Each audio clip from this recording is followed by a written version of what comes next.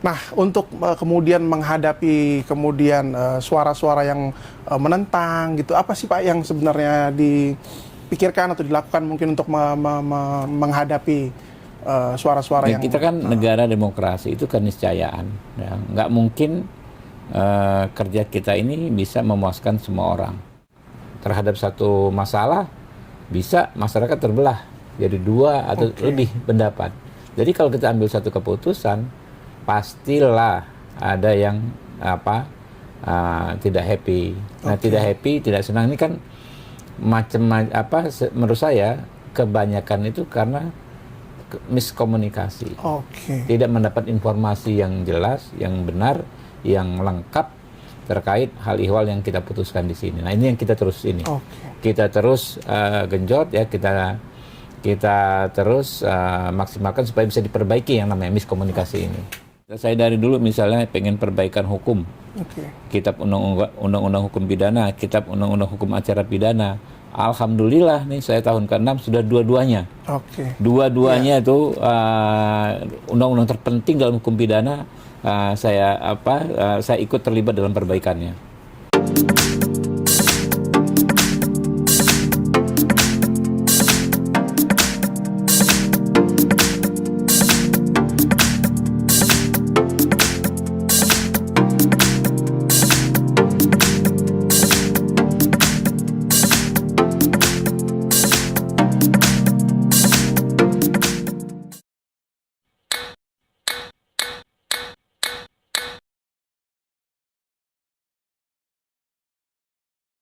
Halo teman-teman semua yang menyaksikan video ini. Pada hari ini saya mendapat kesempatan, mendapat waktu untuk dapat berbincang, berdialog, dan mewawancarai salah seorang anggota DPR yang juga Ketua Komisi 3 DPR RI, juga bagian dari Mahkamah Kehormatan Dewan ya Pak ya? Ya. Yaitu Bapak Habibur Rahman. Selamat pagi Pak. Pagi, Ya. Bung Sio.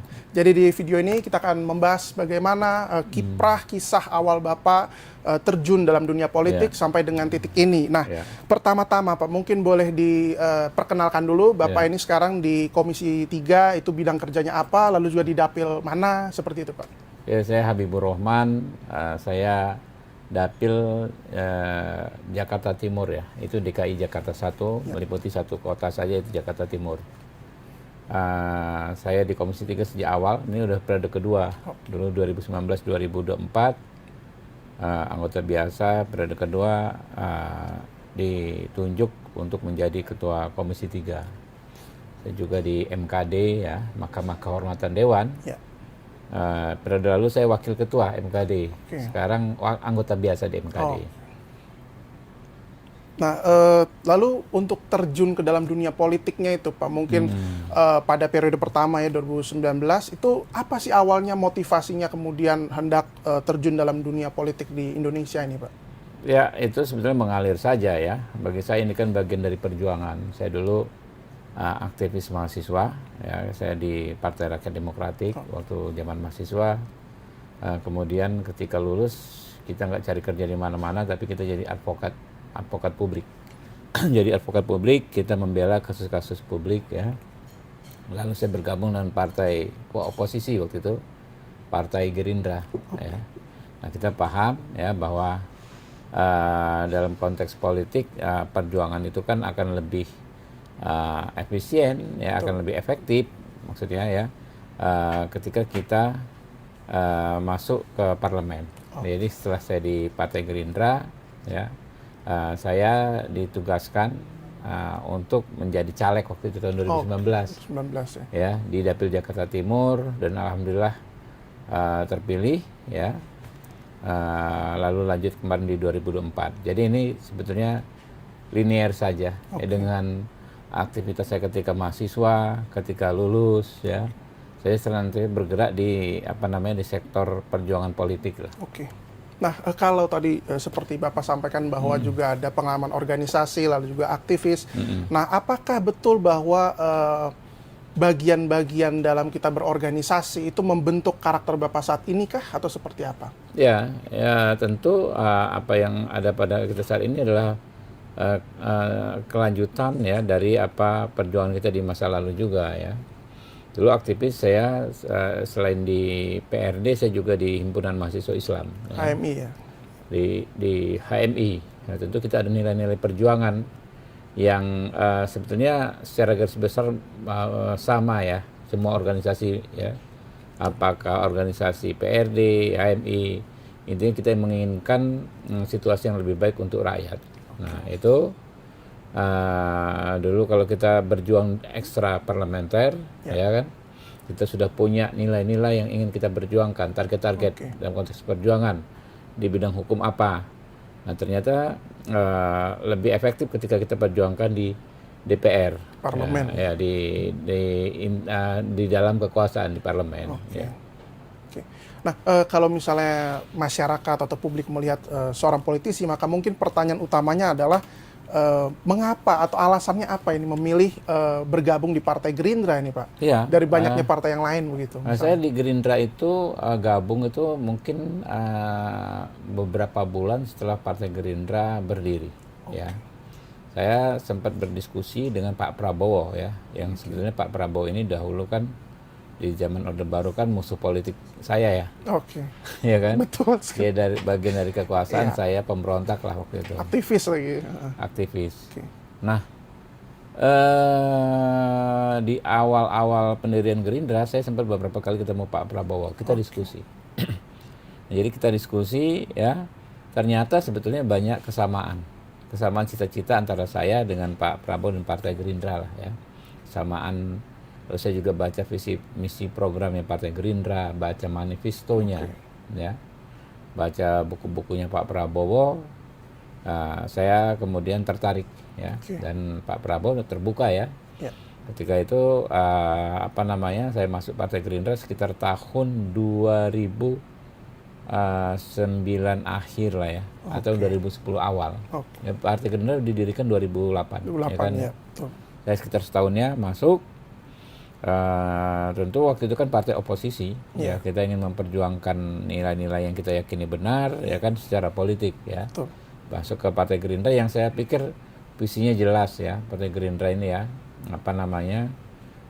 menginginkan situasi ekonomi politik yang berpihak kepada rakyat. Nah ini kenapa akhirnya ada kesamaan itu, saya masuknya ke Partai Gerindra.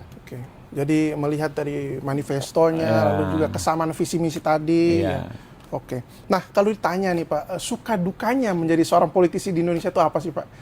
Ini sama aja kayak masyarakat biasa ya. Jadi politisi kan dalam kehidupan tentu ada hal-hal baik, ada hal-hal buruk, ada suka dan ada duka ya. Cuma kan namanya kita aktivis tuh punya yang lain dengan orang, mungkin kita punya militansi. Ketika kita duka, kita nggak merasakan saat itu duka, itu kesusahan. Karena ada harapan besar bahwa suatu saat kita akan merubah itu semua. Jadi kalau ditanya dukanya, kita nggak pernah mengeluh ya. Ya, saya sendiri nggak pernah mengeluh, wah susah secara ekonomi segala macam. Baru kalau dilihat dari sekarang, waduh dulu parah banget ya. Tapi kalau pada saat itu kita nggak merasa itu sebuah sesuatu yang mendefinisikan sebagai duka ya, sebagai kesusahan. Kita cuma punya semangat berjuang bahwa pasti kita akan menjadi lebih baik. Kalau kita ingin merubah sistem lebih baik, tentu pribadi kita, hal terkait dari pribadi kita juga akan menjadi lebih baik. Ya, kalau sukanya ya tentu setelah berkali-kali kita kalah ya, 3-4 kali kalah. Saya nyalek aja ke 2 kali baru menang kan. 2014 nyalek kalah. 2019 baru menang itu kan.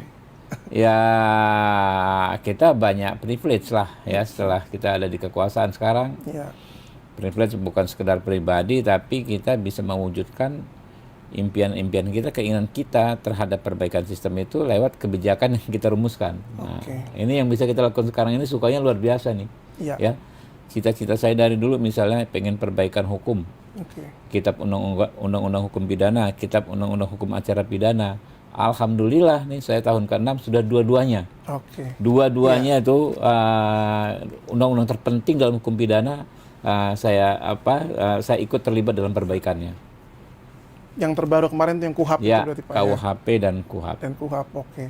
Nah, untuk kemudian menghadapi kemudian suara-suara yang menentang gitu, apa sih Pak yang sebenarnya dipikirkan atau dilakukan mungkin untuk menghadapi suara-suara Ya, yang kita kan negara demokrasi, itu keniscayaan. Ya. Nggak mungkin kerja kita ini bisa memuaskan semua orang. Bahkan keinginan kita, keinginan Habibur Rahman sendiri nggak mungkin 100% bisa terwujud. Karena saya kerja di sektor legislatif. Ya, legislatif itu pengambilan keputusannya itu nggak tergantung pada satu orang saja, ya. Tapi secara kolektif mendiskusikan, membicarakan dengan sekitar 50 orang lain dalam satu komisi misalnya kan. Itu kan akhirnya kita harus memaklumi bahwa kita nggak bisa semua memenuhi keinginan kita sendiri, apalagi keinginan orang. Betul. Aspirasi masyarakat itu kan juga beragam, sangat beragam, banyak dan beragam. Jumlahnya banyak, jenisnya ragamnya banyak. Ya. Terhadap satu masalah bisa masyarakat terbelah jadi 2 atau lebih pendapat. Jadi kalau kita ambil satu keputusan, pastilah ada yang tidak happy. Nah, tidak happy, tidak senang ini kan menurut saya kebanyakan itu karena miskomunikasi. Tidak mendapat informasi yang jelas, yang benar, yang lengkap terkait hal ihwal yang kita putuskan di sini. Nah, ini yang kita terus kita terus genjot ya, kita terus maksimalkan supaya bisa diperbaiki yang namanya miskomunikasi ini. Apalagi mungkin ada ditambah hoax mungkin ya yang beredar. Bisa, namanya miskomunikasi bisa secara natural, secara alami terjadi, kan wajar dong. Ya. Tapi bisa juga diorganisir, ya kan? Betul. Ada yang mengorkestrasi miskomunikasi tersebut. Ya. Tujuannya apa? Ya kita bau-bau alam bisawab lah, kita nggak ngerti. Betul. Cuma ya posisi kita mau miskomunikasi yang alami, mau miskomunikasi karena ada yang mengorkestrasi, ya dua-duanya harus semaksimal mungkin kita luruskan. Ini yang saya lakukan terus sampai saat ini. Nah, kalau tadi Bapak sudah berbicara mengenai aspirasi masyarakat, nah kalau kita berbicara mengenai daerah konstituen Bapak atau dapil Bapak di Jakarta Timur itu ya, pertama bagaimana Bapak membangun komunikasi dengan masyarakat di sana? Apakah ada diselenggarakan banyak sosialisasi atau mungkin pertemuan-pertemuan yang intens begitu? Jadi masyarakat Jakarta, khususnya Jakarta Timur itu, model komunikasi yang paling efektif itu adalah tatap muka secara langsung. Ya, dan situasi memang memungkinkan. Di Jakarta Timur itu kan padat ya. Betul. Populasinya padat, sehingga dengan berjalan kaki saja kita bisa ketemu ribuan orang setiap hari. Nah, itu yang saya lakukan sejak pertama kali mencalonkan ya di pemilu 2019, kan berarti kan 2018 saya sudah keliling sosialisasi ya. Kemudian sepanjang periode kemarin dan saat ini ya, itu terus yang kita lakukan. Ya, betul. Kita itu paling penting itu ketemu dengan masyarakat Jakarta Timur. Ya. Mereka menanyakan perkembangan di parlemen, lalu menyampaikan aspirasi mereka. Berbeda dengan hanya by phone atau lewat komunikasi lain. Ya. Tapi kalau ketemu bisa lebih efektif. Nah, itulah corak masyarakat kami ya. Memang kita harus ketemu tiap hari juga. Kita sekarang dari dulu ya, tidak sekedar mau pemilu, itu mungkin seminggu itu 2 atau 3 kali kita ada acara keliling ya, ke rumah-rumah warga. Nah, kalau di dapil Jakarta Timur itu yang permasalahan dan juga peluang yang Bapak lihat itu apa sebetulnya? Kalau misalnya jadi Jakarta Timur itu sebenarnya permasalahannya sanitasi. Ya. Masyarakatnya itu kebanyakan orang yang sudah lama tinggal di situ. Kalau bukan etnik Betawi, etnik lain, tapi sudah lama bergenerasi, mungkin dari zaman kakeknya atau buyutnya sudah tinggal di situ dan mereka enggan. Jadi kalau tadinya satu keluarga misalnya punya rumah 300 meter persegi zaman kakeknya, sekarang zaman cucu kan dibagi-bagi tinggal mungkin 50 meter persegi per orang ya kan ya, dibuat sehingga menjadi sangat padat dan cenderung banyak yang sanitasinya bermasalah. Itulah situasinya di Jakarta Timur. Tapi namanya Jakarta ini sebetulnya kan jumlah penduduk yang banyak di satu sisi masalah, di sisi lain kan potensi. Ya ini kan menjadi potensi juga, ya kan, karena dalam konteks ekonomi itu juga kan pasar, ya. Betul. Ya. Nah sehingga kalau di Jakarta Timur itu sebetulnya asal tidak malas, mereka insya Allah bisa dapat pendapatan untuk hidup minim lah ya, ya bisa survive asal tidak malas. Jadi bisa melakukan kerja di sektor informal, ya, mulai jualan makanan, jualan ketoprak, gado-gado, lalu kerja membersihkan lingkungan itu yang pakai baju oranye, pasukan orange, ya. Jadi kalau nggak malas ya, insya Allah sih bisa survive orang Jakarta Timur. Nah, saya pikir itu potensi. Juga banyak anak muda kreatif di Jakarta Timur, walaupun bukan dari kalangan ekonomi menengah ke atas ya, tapi mereka ini kreatif. Saya melihat banyak mereka bikin sepatu bisa, kayak home industry sepatu. Lalu bikin konten kreator juga lumayan banyak ya di industri kreatif ya, bikin buka kayak distro dan lain sebagainya, bikin kafe semampu mereka ya. Banyak sekali. Anda nggak lihat ya, mungkin Anda bukan orang Jakarta Timur, tapi kalau Jakarta Timur banyak unik. Masuk ke gang ada kafe yang memang ya sederhana tapi itu nyaman buat kita di sana gitu loh. Itu banyak tuh. Disebut mereka kadang-kadang kafe ala-ala gitu kan ya. Itu kan potensi juga gitu loh. Betul. Jangan Sio bandingkan dengan di Jaksel ya kan. Beda pasti ya. Lain ya kan, Jaksel kan kafe yang mewah. Tapi kita menikmati itu. Ya. Menikmati, dan itu menurut saya itu potensi ekonomi juga ya kan ya, potensi buat anak-anak muda kalau mereka, yang penting kan jangan malas ya kan ya. Harus mau rajin, militan, mempersiapkan masa depan. Saya pikir ada potensi juga di Jakarta Timur. Berarti ada potensi juga, tapi ada juga masalah sanitasi tadi yang akan tetap Jadi kalau sanitasi itu memang masalah cukup serius menurut saya. Nah, yang memang kita harus cari solusinya.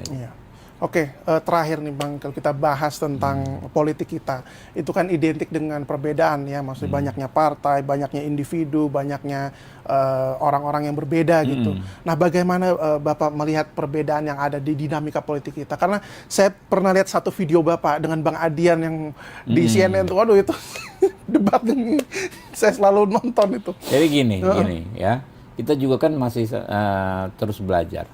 Umur saya 52 tahun ini, tapi kita harus terus belajar soal etika, soal adab, soal akhlak dalam berpolitik ya. Kadang-kadang juga kita melakukan koreksi. Ya, misalnya kayak seperti saya dengan Adian. Kalau saya mikir sekarang, itu sungguh sangat tidak etis kami praktekkan, karena kami ini dua tokoh publik. Tapi kadang-kadang kalau ini kan yang nggak dilihat orang itu kan show, TV show, talk show, ya kan. Nah, teman-teman di jurnalis kadang-kadang mengkondisikan kita untuk lebih concern ke urusan show-nya. Jadi kalau ribut begitu, banyak yang nonton, bagi mereka itu bagus, gitu kan. Padahal dalam konteks kualitatif, menurut saya bagi masyarakat kita itu nggak bagus, ya kan ya. Nah, kita terus mengkoreksi. Saya dengan kayak Adian, lalu ada siapa, Sitorus itu namanya? Deddy Sitorus. Sebetulnya kita bersahabat, ya. Kita berbeda di DPR ini paling real adalah bagaimana perbedaan itu nggak memecah belah kita. Kita bisa berbeda pandangan politik, gontok-gontokan kayak di MKD begini, tapi kita saling menghormati, bahkan saling care. Ada yang sakit, ya kan? Apapun partainya kita coba bantu sebisa kita, ada yang kemalangan segala macam, itu kita saling care. Nah, itulah sebetulnya harusnya seperti itu bangsa kita. Nah, kadang-kadang yang seperti ini kan nggak ke-expose.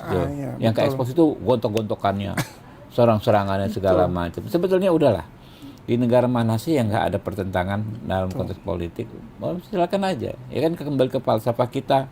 Kita beda-beda tapi kita bisa bersatu. Nah, itu kan bisa jadi potensi juga bagi kita kan ya. Banyak pemikiran tentu kalau ketika dirembukkan ketemu hasilnya pasti lebih bagus. Kita kan harus open mind juga, harus terbuka juga dengan pikiran-pikiran dari partai-partai lain, kompetitor kita sekalipun. Nggak ada masalah lah saya pikir ya. Dan nanti ke depan kita harus juga mengedukasi publik ya, dengan teman-teman media juga ya. Praktek-praktek yang kurang pas di masa lalu hingga saat ini kita pelan-pelan perbaiki lah. Betul. Jadi mungkin ada evaluasi, tapi juga ada pikiran-pikiran yang berbeda itu justru semakin kaya lah kalau ada harusnya pikiran begitu, banyak. Ya. Ya. Oke, baik, sebelum kita tutup mungkin ada harapan, pesan untuk masyarakat di konstituen atau untuk politisi atau untuk masyarakat? Untuk anak muda aja ya. Untuk anak muda boleh. Anak muda ya. Apakah Jakarta Timur dan lainnya. Menurut saya yang paling penting itu adalah militansi, semangat, ya kan ya. Betul. Kita boleh saat ini dalam kondisi yang tidak baik, tapi dengan cita-cita dan idealisme kita, pelan-pelan sih kita bisa keluar dari situasi seperti ini. Itu. Dengan militansi dan semangat ya. Ya, militansi dan muda. semangat. Baterainya tuh harus tahan lama. Siap, terima kasih banyak Pak Habib atas waktunya. Yo. Iya.